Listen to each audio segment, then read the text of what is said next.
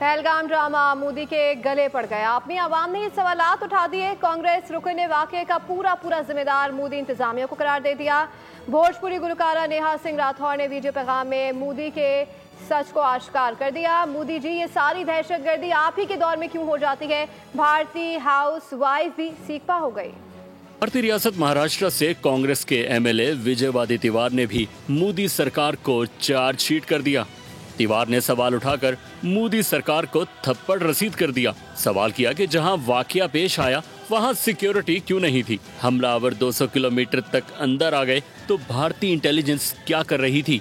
Congress MLA वादी तिवार ने कहा कि यह सब भारतीय सरकार की नाकामी है, जिस पर कोई बात नहीं कर रहा। दूसरी जानिब एक भारतीय भोजपुरी गुलकारा और हाउसवाइफ ने सवाल उठाते हुए मोदी सरकार के ड्रामे का पर्दाचाक कर दिया। भोजपुरी गुलकारा ने कहा कि पहलगाम हमले को रोकने की नाकामी पर मोदी सरकार से अभी तक कोई इस्तीफा क्यों नहीं आया? आप पाकिस्तान का पानी रोकने के दावे कर रहे हैं, आपने अभी तक दहशतगर्दों को क्यों नहीं पकड़ा? सब्सक्राइब करें और बेल दबाएं ताकि कोई खबर रह न जाए।